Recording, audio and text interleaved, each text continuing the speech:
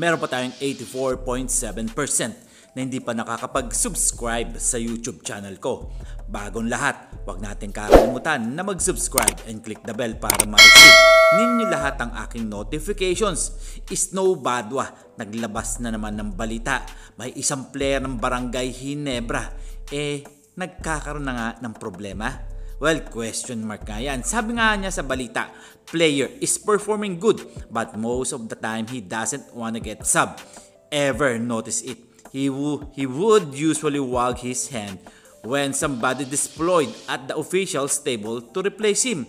So often he gets eerie of the coach.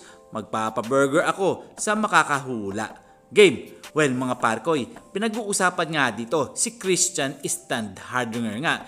Sabi nga nila medyo lumalaki na nga daw ng ulo ayaw nga daw magpasab kapag nakikita niya ang kanyang ka-teammate na gusto nang pumasok. Well, masakit ngang isipin dahil malaki talaga na itutulong ni Christian Standhardinger sa Barangay Ginebra. May nagpaparamdam na isang player kay Coach Tim Conwell. Ito nga daw ay si Chris Newsome. Well, alam naman natin na nagustuhan nga ni Coach Tim ang laruan ni Chris Newsome nung naglaro nga ito sa Gilas, Pilipinas. Well, posible naman kaya na makuha na ng tuluyan ng Barangay Ginebra etong si Newsome dahil dati pa lang naman talagang gustong-gusto na maglaro ni Newsome sa Barangay Ginebra o tawagin natin Gin Kings dahil nga kay Coach Tim Cone na gustong-gusto niya bilang coach. Well, nakakapanghinayang lang mga parkoy dahil marami talagang maititrade sa susunod na season.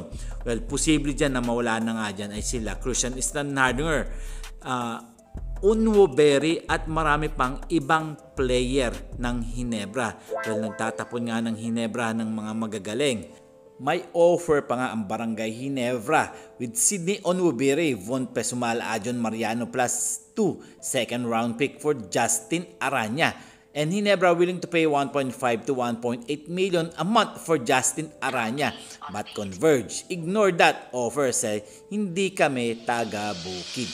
Well mga parkoy, kung ibibigay ng Barangay Ginebra etong si Christian or Unwoberry sa Converge, malamang tumakbo pa to para kunin ang dalawang player na to dahil alam naman natin na talagang tirador to ng Barangay Ginebra kung ibibigay lang nila si Justin Aranya.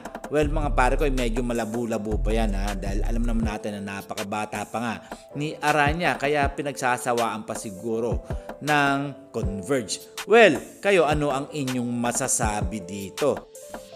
At magkomento lang kayo at syempre sasagutin natin yan isa-isa. And this is Tondoboy Vlogs. I'm out. God bless you all.